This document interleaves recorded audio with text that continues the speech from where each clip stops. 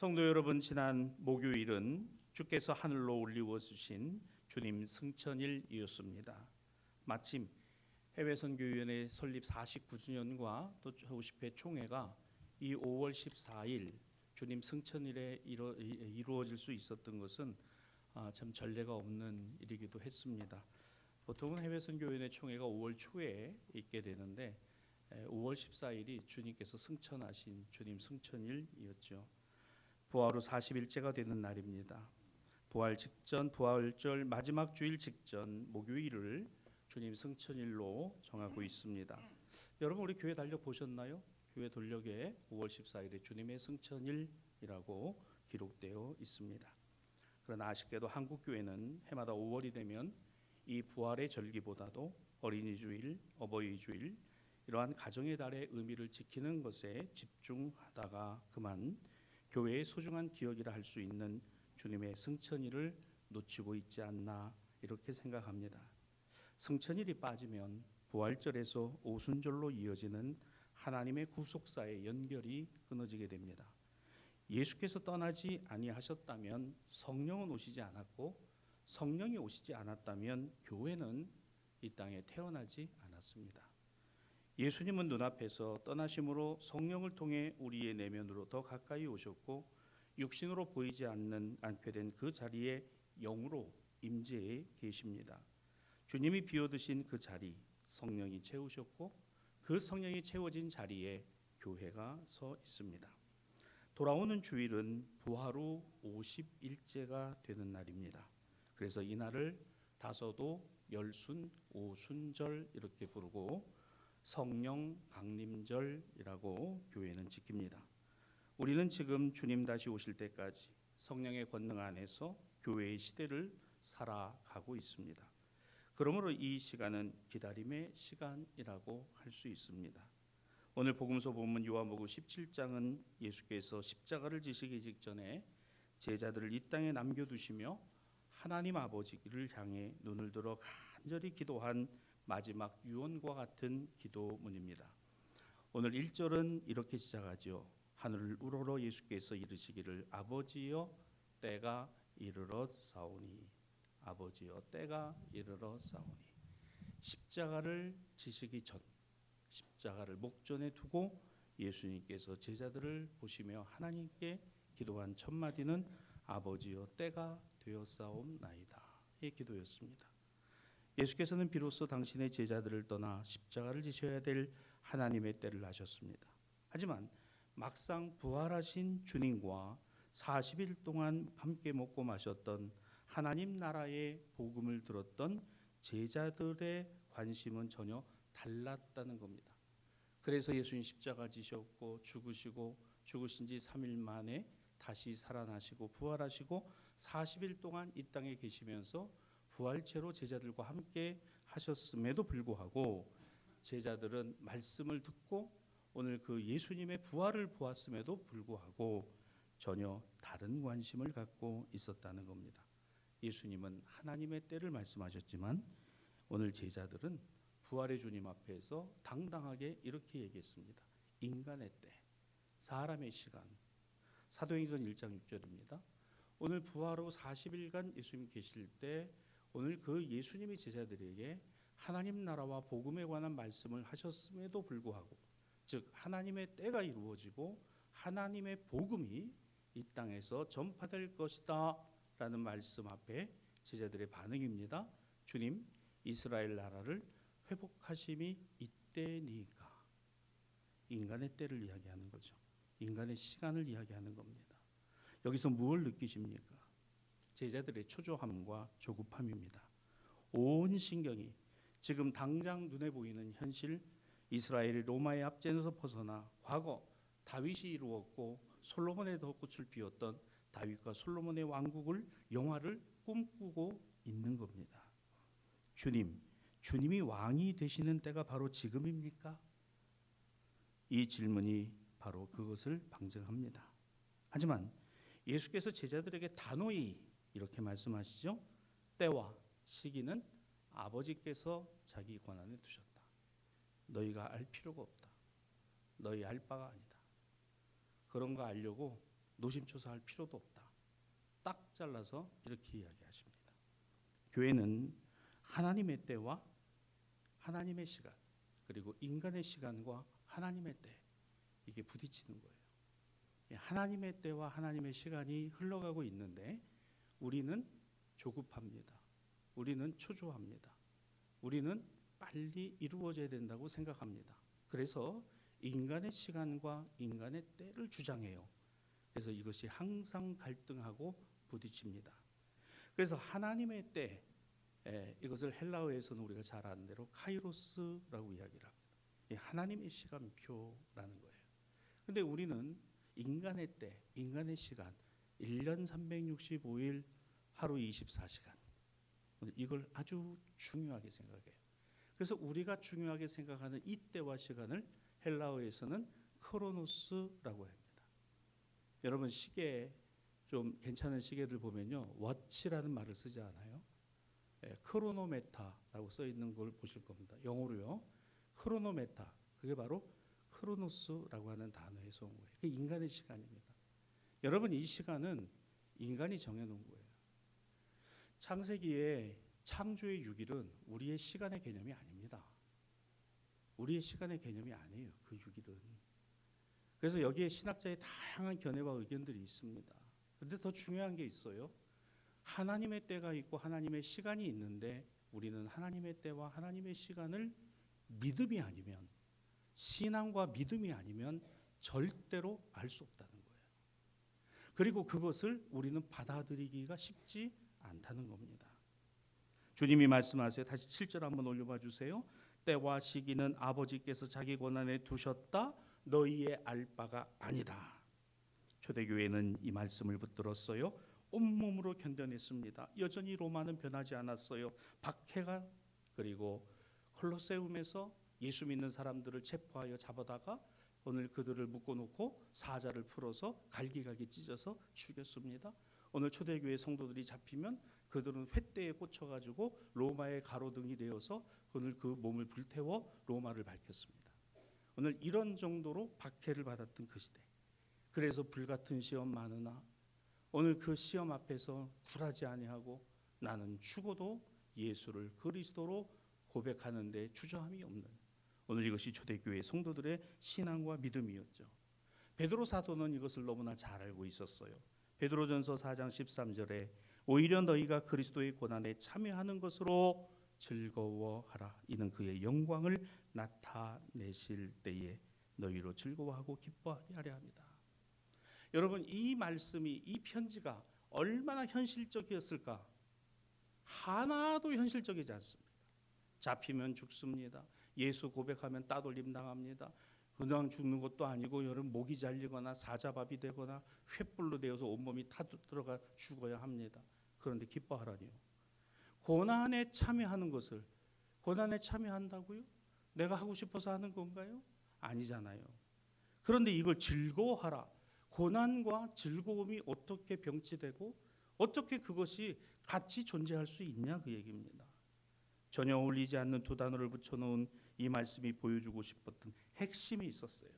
바로 그의 영광을 나타내실 때, 즉 하나님의 때, 하나님의 시간이 있다는 거예요. 하나님의 때가 있고 하나님의 시간이 있다. 모든 것에는 하나님의 때가 있고 하나님의 시간이 있습니다. 우리는 내 형편이 당장 나아지고 내 뜻대로 일이 풀리는 나의 타이밍을 구해요.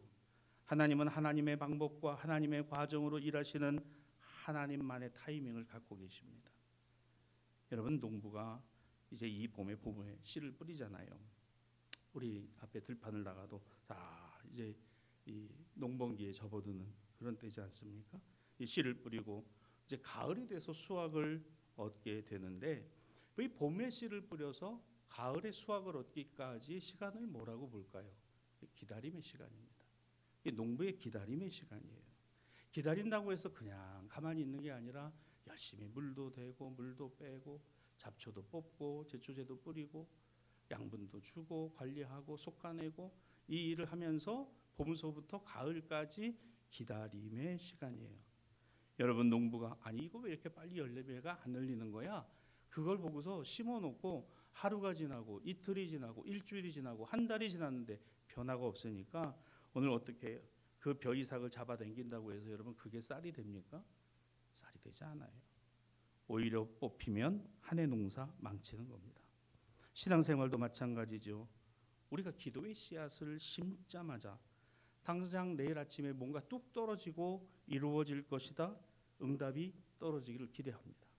하나님, 내가 이만큼 하나님 앞에 간절히 기도하고 하나님의 자녀를 좋은 길로 인도해 주시고 오늘 그런다고 약속하셨으니까 이 사업의 문이 열려지고 오늘 당장 뭔가의 변화가 일어나야 되는 것 아닙니까? 이게 뭐예요? 나의 때, 나의 시간입니다. 그런데 하나님 뭘 갖고 계세요? 하나님의 때가 있고 하나님의 시간이 있다는 겁니다. 하나님께 강요해요. 하나님 이거 이번 주 내로 이루어져야 됩니다. 하나님 이거 이달 중으로 이루어져야 됩니다. 기다림이 없습니다. 하나님을 바라보고 그 하나님이 일하심을 기다리지 않습니다. 그래서 원망하고 불평하고 낙심하고 절망하다가 기도에 씨앗을 뿌려놓고 그 씨앗을 파내서 엎어버려요. 그러니 아무것도 자라지 않는 겁니다. 주께서 말씀하십니다. 너희가 세상을 도피해서 산에 들어가서 그렇게 살으라. 아닙니다. 세상에 거칠고 험한 오늘 그곳에 눈물을 뿌리며 오늘 삶이 지난하고 고난한 가운데도 예수 믿음으로 오는 힘겨움과 어려움들 속에서도 끝까지 지키고 오늘 이 신앙과 믿음을 가지고 기다리라. 요한복음 17장 11절은 나는 세상에 더 있지 않게 되나 너희는 세상에 있게 되니 나는 아버지께로 이제 가오니 아버지여 이 두고 가는 제자들과 교회를 주님 보존하여 주옵소서. 이들을 보존하여 주옵소서. 오늘 예수님이 여기에 기도를 담고 있다는 겁니다. 하늘로 올리우셨지만 다시 이 땅에 약속하신 성령을 보내주심으로 보존하여 주옵소서. 우리가 발을 디디고 사는 오늘의 현실은 나의 조급함이 있어요. 그런데 성경은 우리에게 이렇게 가르칩니다. 그 조급함을 좀 내려놔봐라. 그 조급함을 좀 내려놔봐라. 급하다고 이야기하지만 맞아. 급한데 조금만 더. 하나님의 약속 안에서 바로 지금 믿음의 인내로 살아가라. 오늘 주께서 말씀하심이에요. 오늘 우리의 가장 큰 문제는 바로 이 2000년 전의 제자들과 성도들에게 있었을 바로 그 초조함과 조급함, 성급함인지도 모릅니다. 현실이 내 뜻대로 빨리 바뀌지 않으니까 우리는 쉽게 낙심해요. 믿음의 방황을 시작합니다. 여러분 믿음의 방향을 잡았는데 오늘 이것이 빨리 이루어지지 않으니까 믿음의 방황이 시작된다. 사랑하는 성도 여러분, 믿음의 방향을 주께로 잡았으면 믿음의 방황이 끝나는 줄 믿습니다. 여러분 우리 교회 컵 보셨죠? 그 커피 내리는 컵에 보면 좋은 교회. 우리가 주님을 만나면 우리 인생의 방향이 끝나잖아요. 여러분 믿음의 방향을 잘 정하고 가면 참고 견디고 기다리면 이게 전부 하나님의 시간 안에 녹아져 있어서 합력해서 선을 이루시고 제하여질 것 제하여지고 더하여질 것 더하여지고 오늘 우리의 기도 가운데 내가 구하고 원한 것보다 더 좋은 것으로 더 아름다운 모습으로 만들어 주실 것이라는 믿음의 방향이 있어야 믿음의 방황이 없다는 거예요. 오늘 이와 같은 은혜가 저와 여러분 가운데 있게 되기를 주님의 이름으로 축복합니다. 오늘 우리 생활에서도 그렇잖아요. 병원 치료를 열심히 받고 있어요. 기도합니다. 건강이 빨리 회복되지 않아요. 얼마나 안타깝고 두려울까.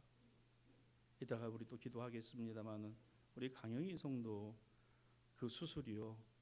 이 부산에서 아무도 못한다 그랬습니다. 네, 군포의 한 병원에서 우리는 수술할 수 있습니다. 그래서 그 한 가닥 소망을 가지고 수술을 했는데 수술이 너무 잘 됐어요. 얼마나 감사한지 몰라요. 오늘 그 기도가 우리의 기도가 하나님께서 들어 응답하시고 역사하신 것이라고 믿습니다. 오늘 우리가 급해서 안 되니까 이거 포기하고 이거 하지 말아야 되겠구나. 아니에요. 자, 그렇게 하고서 부산에 내려왔어요. 기존에 다니던 병원에 가서 이제 보여주니까 그 병원에서는 수술을 반대했습니다. 우리는 수술 못한다 그랬어요. 그런데 그 수술의 결과를 보고 의사가 깜짝 놀랐어요. 아니 이렇게도 자존심도 상하겠죠. 그죠? 근데 제가 그런 얘기를 했어요. 정대호 성도님께. 정대호 성도님, 그 의사가요, 부산의 의사가 자존심 상한 게 아니라 이 케이스 바이 케이스는 자기에게는 수술을 할 수 없는 것으로 끝난 거지만, 그러나 수술을 통해서 오늘 혈액 수치가 거의 정상으로 돌아오고 오늘 그 수술 부위에 부작용이 없이 커지지 않았다는 것, 저 그렇게 됐거든요. 내일 모레 화요일부터 항암을 시작합니다. 근데 의사가 항암을 해보자고 하는 거예요. 방법이 없다 그랬습니다. 약도 없다 그랬어요. 근데 이제 해보자는 거예요. 왜? 이렇게 됐으니까요. 지금 강영희 성도, 정대호 성도 오늘 지금 유튜브로 예배를 드리고 있으실 겁니다. 오늘 우리가 그 내용 안에서 가만히 놓고 생각을 해보십시다. 절망한 것으로, 낙심한 것으로, 울고 슬퍼하는 것으로 끝났다면, 그러나 구하라, 찾으라, 문을 두드리라, 하나님께서 오늘 저는 이 일을 해가신다고 믿습니다. 그래서 이 항암의 치료의 과정이 오늘 우리의 기도뿐만 아니라 오늘 그 두 분의 기도가 되고 정말 살아계시고 생명이신 그 주님의 은혜를 경험하게 되는 오늘 이 일이 될 때, 그래요, 삶의 방황이 아니라 믿음의 방향이 정해져 있다는 거예요. 여러분, 믿음의 방향이 정해져 있는 것은 하나님의 때, 하나님의 뜻, 하나님의 시간이라는 것을 믿고 있다는 겁니다. 저는 이번에 이 항암의 치료가 이제 화요일을 하게 되면은 하루 맞고 돌아와서 한 3일 정도를 집에 누워 있으면서 항암제를 달고, 참 쉽지 않아요. 정말 어렵습니다. 그러나 믿음으로 또 주님께서 견디게 하시고 오늘 그 치료의 과정에서 오늘 수술 후 첫 항암의 1차 치료의 과정이지만 저는 이 치료를 통해서 깨끗하게 되고 나음이 되고 회복이 될 줄로 믿습니다. 우리가 믿는 게 바로 이거예요. 하나님의 때입니다. 하나님의 때. 아무리 땀 흘려 일해도 경제적인 수렁에서 벗어나지 못하는 그런 상황이 있을 수도 있어요. 그래서 우리는 영적인 초조함에 사로잡히기도 합니다. 하나님 살아계시다면 왜 내 형편이 왜 이 모양이 됩니까? 예배의 자리 멀리하고 기도의 무릎을 꿇었다가 세워버립니다. 인생의 겨울이 찾아옵니다. 봄을 기다리지 못하고 성급하게 신앙의 울타리를 벗어나 버리기도 합니다. 사도인 베드로가 눈물로 경고한 이유가 여기에 있어요. 이런 경고입니다. 근신하여 깨어라. 너희 대적 마귀가 우는 사자와 같이 다니며 삼킬 자를 찾지 않냐. 믿음을 갖고 신앙을 갖고 살아가는 너희에게, 너희가 그 믿음이 살아있고 신앙이 살아있으니까 어떻게 하든지 마귀가 그걸 어떻게 하라고요? 꺾어버리려. 어떻게 하든지 꺾어버리려. 온갖 수단과 방법으로 미혹도 했다가 유혹도 했다가 협박도 했다가 근심도 가져왔다, 불안도 줬다가 초조함도 줬다가. 그러니까 우린 거기서 막 흔들려요. 사랑하는 우리 대사의 신앙가족 여러분, 흔들리지 않는 편안함은 침대만 있는 게 아닙니다.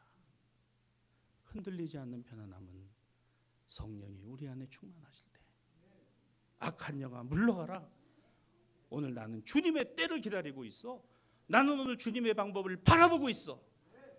이러한 담대한 신앙과 믿음의 외침이 여러분 가운데 있게 되기를 주님의 이름으로 축원합니다. 우는 사자와 같이 마귀는 딴 곳이 아니라 우리의 그 조급한 마음, 초조함의 틈새를 어떻게 하든지 파고 들어와요.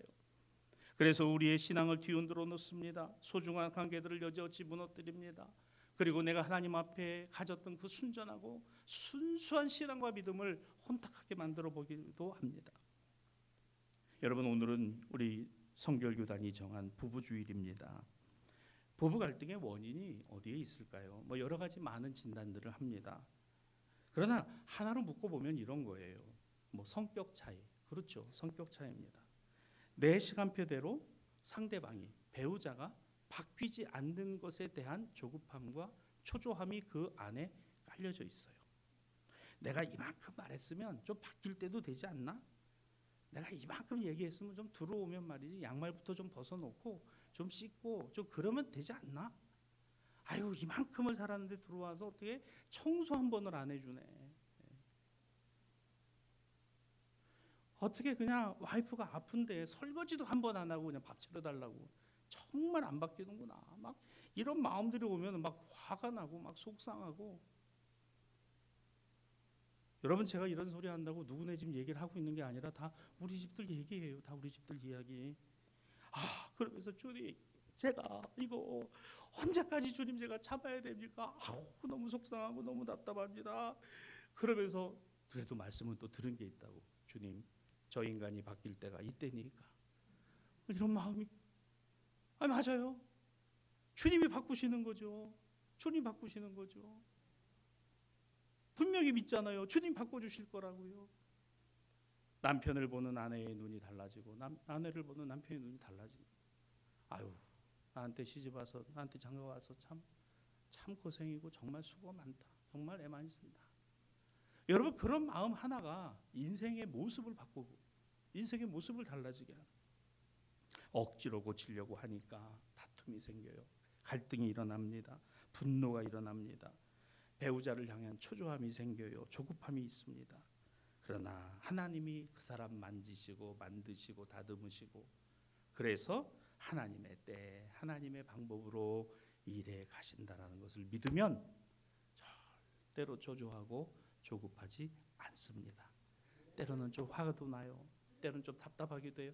그럴 때마다 주님께서 만져주시고 주님께서 만들어주실 줄 믿습니다.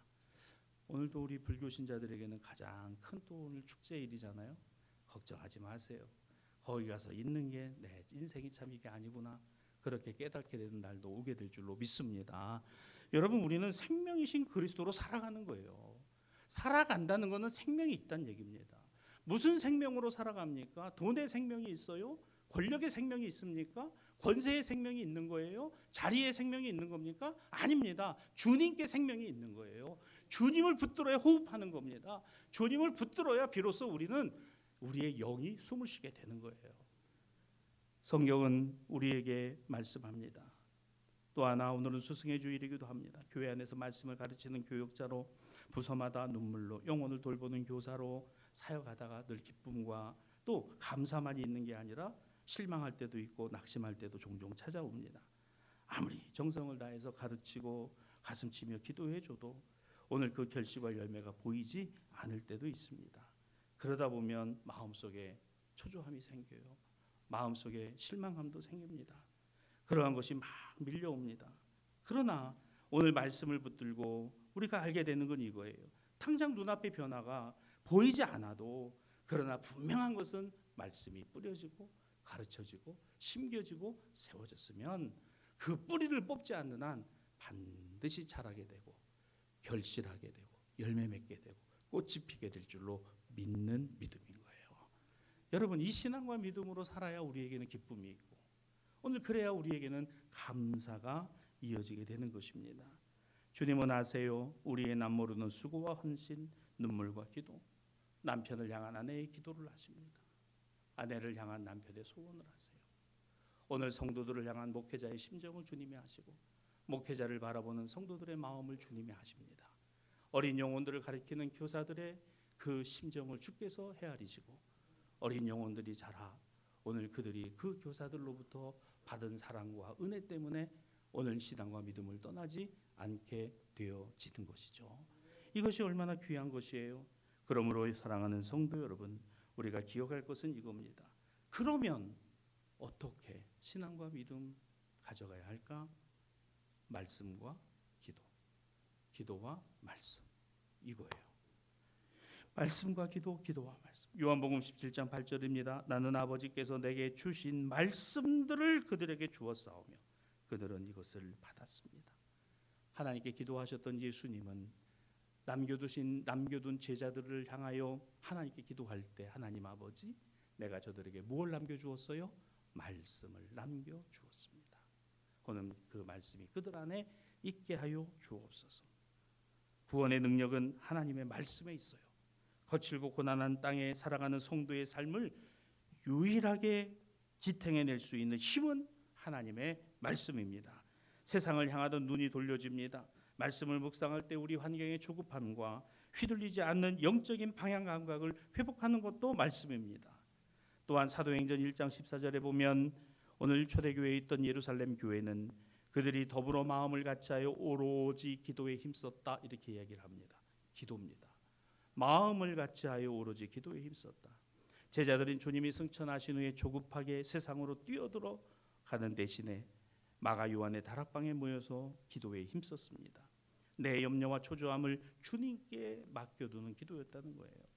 기도는 내 뜻과 내 시간표를 관찰하는 시간이 아닙니다. 내 조급함을 십자가에 죽이고 하나님의 신실한 섭리를 받아들이는 거룩한 통로이기 때문이죠. 우리가 잘 아는 한 사람이 있어요. 사무엘의 어머니 한나입니다. 그 사무엘의 어머니 한나를 보면요, 자식이 없었어요. 그렇게마다 하나님 앞에 정성을 다해서 제사드리고 예배드리고 참 자신을 끝지기도 사랑하는 남편과 살았던 엘가나와 더불어 살았던 한나, 딱 한 가지 자식이 없었습니다. 자식이 없는 그 아픔, 여러분 자식이 많은 분들은 잘 몰라요. 근데 정말 자식이 없는 그 아쉬움과 아픔은요, 이루 말할 수가 없는 거죠. 분인나 그래요. 또 다른 그 집의 여인, 이 분인나는요, 옆에서 지켜보면서 한나를 비웃었습니다. 그리고 남편이 더 사랑함으로 인하여 질투를 했어요. 그러니까 그 모멸감이나 그거를 한나는 고스란히 다 받았습니다. 그것을 받고 그 마음에 격동이 일어날 만한데 얼마나 슬프고 얼마나 억울하고 얼마나 속상하고 얼마나 가슴 아팠을까. 하나님, 이건 아니잖아요. 그가 성소에 올라가서 엘리 제사장이 있는 성소에 가서 하나님 앞에 목 놓아 울면서 기도했던 기도의 제목이 뭐였겠어요? 하나님, 왜 저는 자식이 없어요? 왜 저에게는 자식을 주시지 않는 겁니까? 하나님, 왜 당장 저에게 자식을 주시지 않으세요? 그런데 한나는 올라가 기도하면서 그 기도 안에서 자기 자신이 깎여져 나가는 걸 경험하는 겁니다. 화내지 마라, 속상해하지 마라, 분노하지 마라, 실망하지 마라, 낙심하지 마라, 절망하지 마라. 오늘 내가 내게 부르짖고 내가 내 기도를 듣고, 그렇습니다. 주님 앞에 다 쏟아놓았다는 거예요. 사랑하는 여러분, 우리가 내 마음에 있는 거를요, 사람에게 다 쏟아내면은 갈등이 생기고 반드시 다툼과 분쟁이 생겨요. 그런데 누구 앞에? 하나님 앞에 다 내어놓으면요, 우리 하나님은 그 모든 것을 들으시고 우리에게 응답하신 하나님. 낙심하지 마라, 화내지 마라, 속상해하지 마라, 절망하지 마라, 분노하지 마라. 내가 내 기도를 들었고 내가 너와 함께 있잖아. 그래서 한나는 이길 수 있었던 거예요. 여러분, 이걸 남편에게 쏟아내면은, 이걸 아내에게 쏟아내면은, 이걸 자식들에게 쏟아내면은, 이걸 성도들에게 쏟아내면은 어떻게 되겠습니까? 하나님께 쏟아내는 거예요. 하나님 앞에. 그래서 그녀는 그 기도함을 통하여 자신의 조급함은 무너지고 하나님의 때라는 것을 그 안에 받아들이게 되었으니 그녀의 얼굴에 근심하는 빛이 없었다고 했습니다.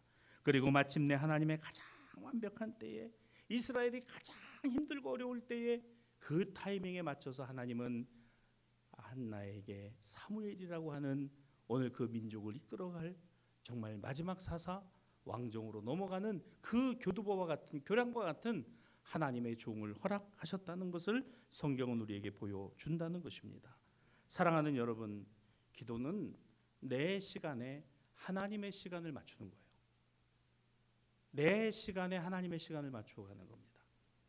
하나님의 시간에 내 시간을 맞추지 마세요. 절대로 맞지 않습니다. 하나님의 시간에 내 시간. 베드로는 사도인 베드로는 박해 속에서 그러므로 이렇게 선포할 수 있었던 거죠. 너희 염려를 다 주께 맡겨라.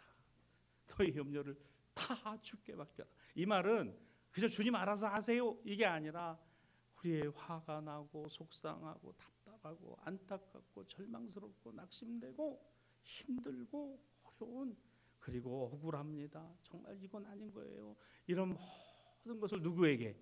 주님께 올려드려라. 주님께 맡겨라. 그가 너를 돌보시리라. 그가 너희를 돌보시리라. 말씀을 정리하죠. 사랑하는 성도 여러분, 아이고 목사님 또 말씀과 기도네요. 맞아요. 말씀과 기도.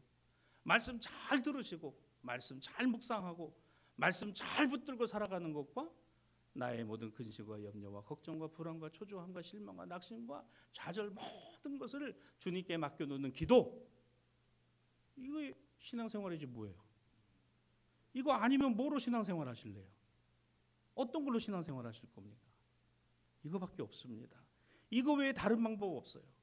세상을 이기고 내 조급함을 이기고 가정을 지키고 무너진 영혼 살려내는 일, 말씀과 기도 외에 다른 가치관, 다른 인류의 기술, AI가 아무리 생성형 AI로 발전을 하고 모든 것을 인간의 지식을 대체한다고 하더라도 잘못된 정보를 주고 잘못된 진단을 하고 잘못된 평가를 하면서 오히려 확진 편향으로 쏠리니까 이상한 결과가 나오는 경우가 앞으로 더 비일비재할 거라는 거예요.